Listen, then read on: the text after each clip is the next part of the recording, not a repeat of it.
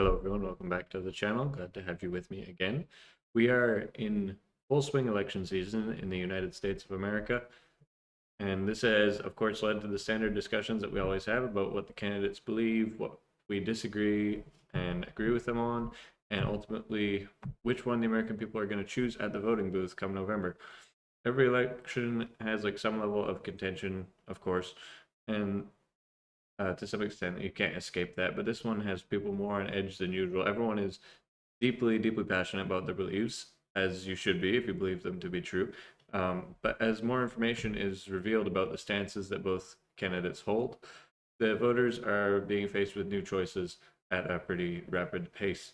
One example played out recently when Trump stated that he wasn't planning on a full scale abortion ban, at which many pro life people felt let down. This caused a major stir among Christians, especially, and many claim that they wouldn't uh, vote for Trump. They had been planning to before, but some have changed their mind. And this is just the tip of the iceberg. So, in a survey that I came across this week, taken by the Cultural Research Center at Arizona Christian University, only half of self identified people of faith, so that's across all religions, are planning on voting in this election. And that would leave us with a total number of non voters, of religious non voters, at 104 million. If you narrow down that category to just Christians, the number is 41 million, which is still incredibly huge. And 32 million out of this subset are regular church attenders. And if you're worried already from just the sound of those numbers, you should be. And I'll tell you why. The 2020 presidential election was won by margins far less, like orders of magnitude less than this. In the deciding states, Arizona, Georgia, and Wisconsin, Joe Biden won by a difference of only 45,000 votes. So you can see how 32 million would drastically change the outcome of an election. Whether all those 45,000 votes were legitimate is a question for another day.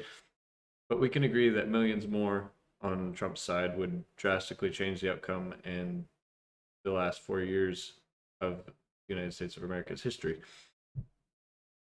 There will be no landslides in the 2024 election. It will be incredibly close, and every vote is going to count.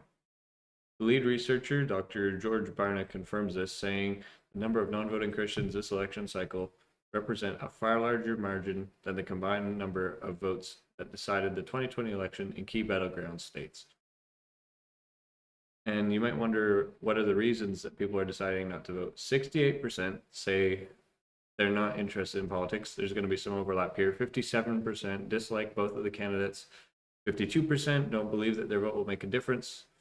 And 48% fear that the election will be skewed by tampering or interference. So they don't see a point to vote. Anyway, I want to go through those first two reasons. The last two are topics for a different video at a different time. But disinterest in politics, number one reason for not voting, perhaps the weakest reason of all. I understand not everyone is as tuned into politics as I am or as you are if you're watching this video. The majority of people don't care about stuff like tariffs, foreign policy, or whatever bureaucratic bills are going through Congress. And I don't even care as much about that stuff. It would put me to sleep if I dwelt on it too long. But it is time for us to expand the definition of what politics means and kind of reframe our way of discussing it, because we're not in the 2010s anymore. It's not the same as it used to be, and you don't get a choice to be indifferent about it.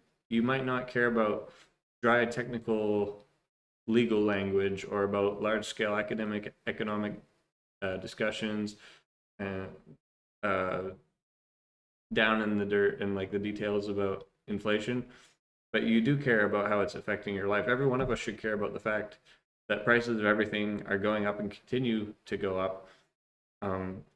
Immigrants are flooding in, illegal immigrants flooding in, and overwhelming neighborhoods with crime on top of the crime that would already be going on from our own citizens, unfortunately. People are being murdered in the streets by criminals who should not be here in the first place. Homeless encampments filled with drug abuse and violence are overrunning the streets of every major city, at least those run by liberal leaders. Kids are being taught in schools and libraries and everywhere else that transgenderism is something to be celebrated and then promptly fed into the pipeline towards surgical mutilation. Abortion advocates are pushing for even more widespread use of the abortion pill since the fall of Roe versus Wade, and they're foaming at the mouth ready to enshrine protections into law the very instant that they're given a chance. And pro-lifers, on the other hand, are being arrested for peaceful protests. And this is not a one-time thing. This is becoming a trend. And the list could go on of reasons why you should be concerned, because the political and the private are not separate worlds.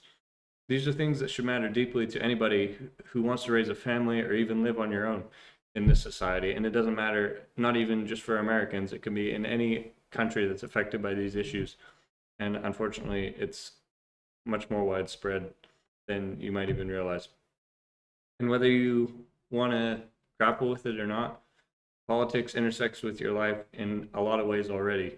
You may want to just live your life, but the spiral of degeneracy and evil will impact every life in the nation if it's left unchecked, and it will come to your door if you don't stand up and do something about it. You're already in the middle of the battle. There's no neutral ground.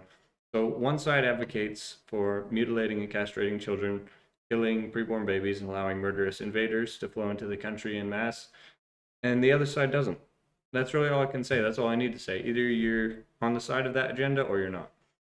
And you can't just push it off to the faraway realm of politics on Capitol Hill and wash your hands of it. And just to show you the stark divide between the two sides, I want to play a clip of Kamala Harris that I recently found, actually just shortly before filming this video. So here, take a look at this at her rally just a few days ago, I believe. That they would undo the protections of Roe v. Wade, and they did as he intended. Oh, you guys are at the wrong rally.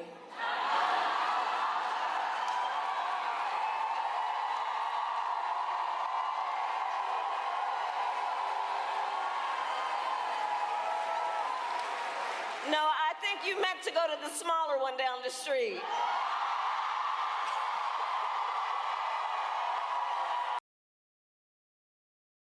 So there you have that. Smiling, waving it off, just when I thought it wasn't possible to dislike her any further. Just that, what's the word for it? The corporate looking smile and wave and just a casual dismissal is so unsettling. It's so off-putting. And so that's the side that you're dealing with. That's who you're against. This is the party that, for all their talk about faith, all their talk about progressive Christianity, if you say that Jesus is Lord, they will tell you that you're in the wrong place. You need to go with the other party. So listen to them. When they tell you who they are, believe them. Somebody might say, there are no good candidates. Politicians are all the same. And that's the second point, second reason why people aren't voting. I firmly disagree with the notion that all the politicians are the same. It's a libertarian idea for those who want to just chant down with the government so they don't have to actually deal with the government that we have. And in reality, there's good things and there are bad things. There are good politicians, there are bad politicians. And none are perfectly good, but there's a lot that are perfectly evil. And there, as with many other things in life, there's a spectrum. No one given candidate is particularly likely. It's just hard by the rules of probability to find anybody that's going to align with every single one of your beliefs, but there's definitely candidates that are closer to enacting policies that you would like to see. And they might not do everything, but they might do some of the very important things that we need. We're voting for a president, not a pastor. So they don't have to be perfect Christians. They don't have to live up to every single moral standard. And if we wait for somebody like that, we're going to be waiting until the end of time. They just need to be an effective leader. They need to, at the very least, believe maybe we shouldn't kill all these babies up to the point of birth. Maybe we shouldn't cut off minors' body parts or adult body parts for that matter and turn them into the opposite sex. And we shouldn't allow our cities to be overrun with crime and drugs. And refusing to vote for somebody like Donald Trump because he's not perfectly aligned with everything we want to achieve, and he's not the most moral guy. I know that, I acknowledge that. But refusing to vote for him on that basis is very, very foolish. Charlie Kirk masterfully pointed out, if Kamala Harris is elected, we have President Harris in, say, 2 years. Many more babies are going to die. It's just a fact. And the non-voters' only excuse and attempt to self-justify when they look around and see the country that they've created is, oh, Trump wasn't pro-life enough, so we couldn't have stopped this, whatever. The misconception that evil has to be brought to 100% stop to make a difference is the greatest threat to the progress of good in the world. The perfect is the enemy of the good. It's a version of Stalin's idea that 1 million deaths is a statistic. So when you're dealing with the amount of babies that have died since Roe versus Wade, it's a huge, staggering number. And if we save, say, 60% of them, it doesn't feel like enough because 40% of abortions are still happening. And I would love to see it all brought to a halt. We have to realize 60% is much, much, much better than nothing. And in time, we'll fight to eliminate the rest, but we can't overlook the fact that any progress at all is movement towards the good. It's saving thousands of lives, and it's hard to calculate that because it's not visible progress on the surface, but it is helping. Every little bit helps. It's a cliche, but it applies here. Rome was not built in a day, and abortion will not be abolished in a year, and none of the other problems are going to be fixed in a year, but we can move in the right direction. The inconvenient truth is we don't live in a perfect world, we live in a fallen world, and we have to contend with that. We can't sit around and wish that it was better, but not do anything to make it so. Everything is not going to be fixed by this election, or by one president, or by the next 10 elections, or 10 presidents, but we can ensure that we're moving in the direction of good rather than evil. Pastor Josh Howerton has recently found himself at the center of a controversy because of these following quotes. So first quote is, if godly leaders and godly pastors and godly voices go silent or refuse to be clear on issues related to politics and government, then the only voices that are left are the godless ones. Second quote, when Christians do not vote, they are abdicating their leadership position in the constitutional republic that God has placed us in, and it's a form of passive rebellion against God. This has sparked an abundance of debates and arguments, some of which we have already addressed in this video, but I firmly believe that he's right. We can't abdicate our responsibility, especially not at such a crucial time as we live in. The fact that things are worse than they've been in decades is not an indication that we should take the black pill and give up and bow out of the fight. It's an indication that we should go all in and fight harder. And if we try to dodge our duty, we will fulfill the role of the unproductive servant in the parable in the Bible, where the master goes away, he comes back, and he finds the one servant that did nothing because he knew it was a hard task to live up to. So he wanted to just hang on to what he had, make it through with the bare minimums, and at least return what he started with. And that is not what we've been called to do. When the master comes and sees the work that we've done, we don't want to find ourselves embarrassed and ashamed if we have to admit we did nothing with the chance that he gave us to preserve good in this world and resist the tide of evil. We're called to engage in the greatest battle of all time, the ultimate cosmic battle, not only in matters that pertain to the church and spiritual warfare, but to the physical world in which we live, because we have physical being and we have spiritual being, and it's all tied together. We don't get a choice to separate them. If we make no effort to contribute or affect the outcome of political elections or cultural reality, we forfeit our right to complain about whatever follows. And the degeneracy that will happen as a result of not engaging with the culture at all, we can't really complain about it when we had a chance to adjust the course and fix it, and we didn't. And it will make it immeasurably more difficult to properly fulfill our spiritual purpose if we don't do the right things to fulfill our physical purpose.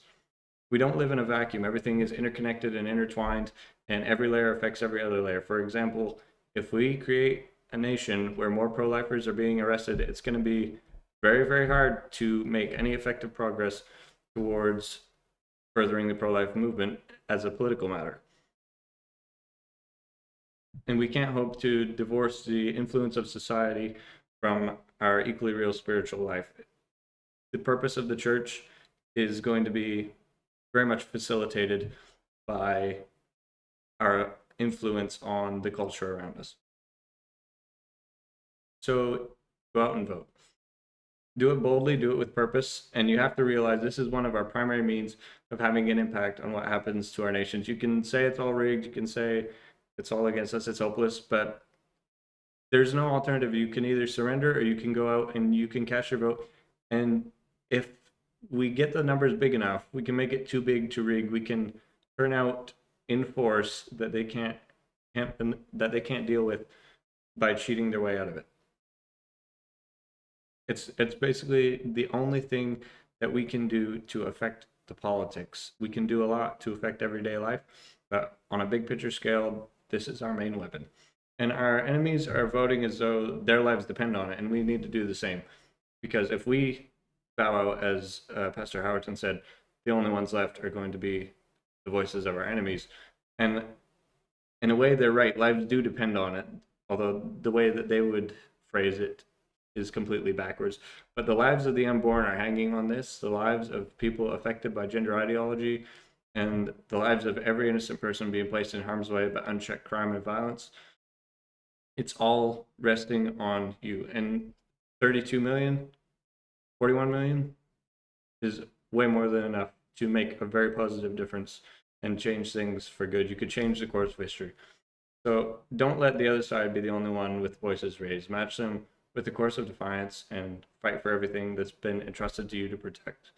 And not only at the voting booth, but in every other area of your life, because the physical and the spiritual are intertwined beyond extraction, and what you do in one will affect the other. So when you get a chance, go vote, do your part, and make the best impact that you can. And God bless in your efforts.